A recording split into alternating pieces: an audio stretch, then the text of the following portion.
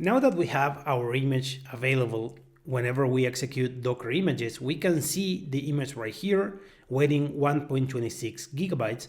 And now that we have the image, one thing that we can do is execute or run that specific image in order to create a running Docker container. So a Docker container is basically an instance of a running Docker image. We can use a Docker image, run it, execute that image to create a new instance of a container. So you can have multiple Docker containers created from the same Docker image. For doing that, we are going to execute docker run, and we're going to pass the name of the image that we want to run. We will pass the RM flagging here, specifying that whenever we finish the execution for this terminal, this container should be removed, as well as all the networks and all the volumes attached to this container. And we are going to pass the name of the image that we want to execute, in our case, Docker Basics.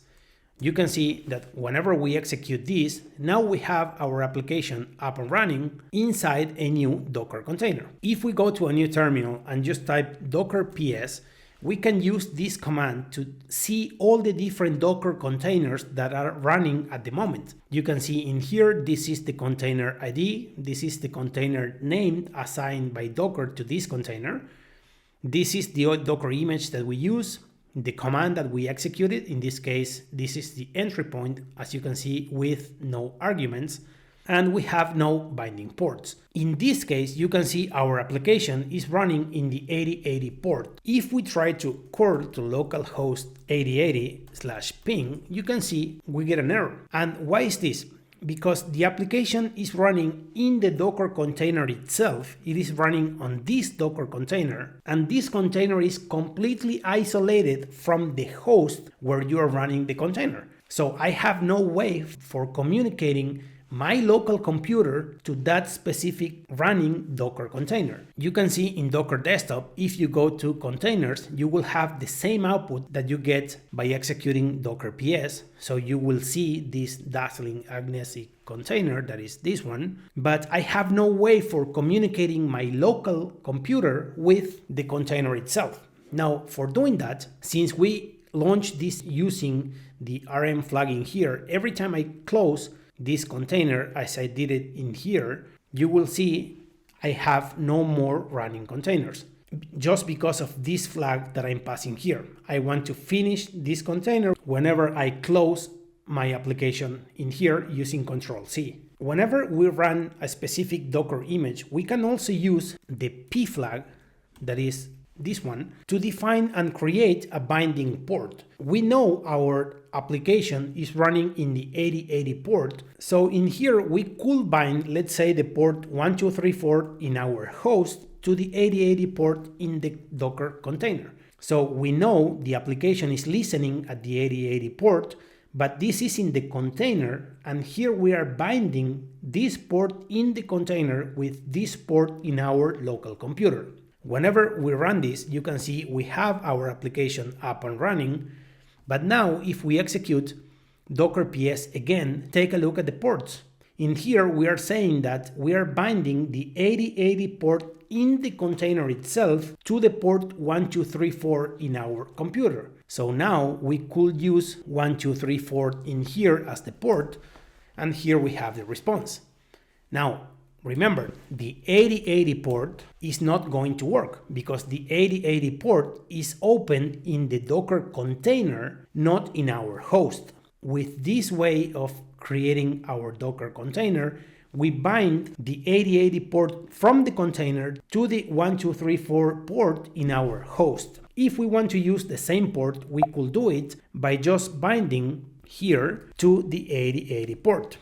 So in this case, if you take a look at Docker PS, you can see in here we are using the exact same port. So our application in the Docker container is listening at the port 8080, and we are binding this port to our 8080 port in our host. In here, if we now execute localhost 8080/ping, we have a response, and we should see that request being handled in the application. In here, we have our running application. If we execute docker ps, here you can see the Docker container running from this Docker image, and the port binding is 8080.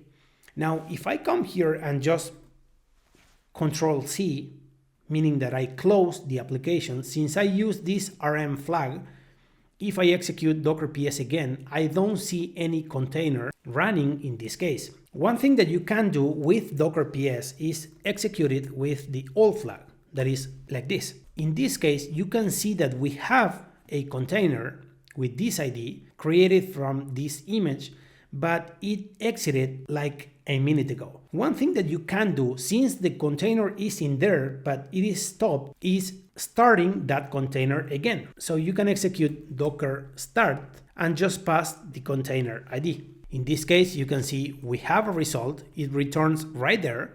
But now if we execute docker ps, the application is up and running.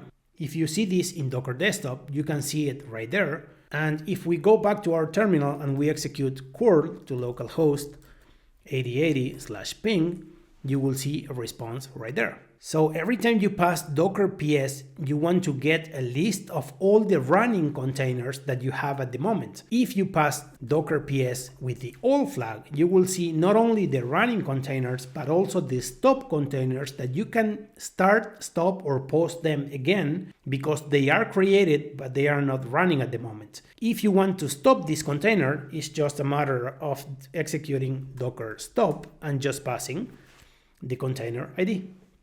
So in this case, executing docker ps again, you see we have no application running. And if we execute this curl again, it fails because we have no application listening at the 8080 port. So you can see that whenever you go to Docker Desktop, the output that you see here and the status of the different containers that you see in Docker Desktop is the exact same output that you will get if you execute docker ps with the old flag. You want to see all the containers, not only the ones executed at this moment. Now let's take a look at the Docker containers we have, and let's start this one, docker start, and we pass the container ID. So docker ps again, we will see our application up and running. If we execute a curl, we can see the pong here.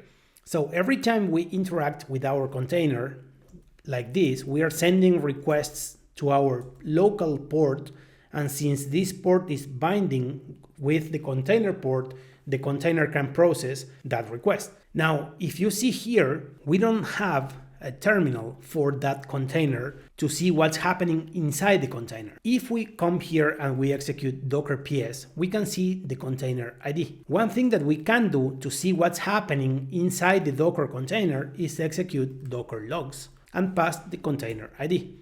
In that case, you will see all the different logs generated by this container whenever you are executing it. If you go to Docker Desktop, you go to Actions and you see View Details, you can see inside the logs all the different logs generated by this container, and that's the output of docker logs passing the container ID. So as you can see, you have lots of different commands to interact with the containers that you have at the moment. You can start them, stop them, take a look at their logs, see the status, inspect the container, take a look at the networks. You can do lots of different things just using the Docker engine itself, and that's the exact same output that you will get whenever you are using Docker Desktop.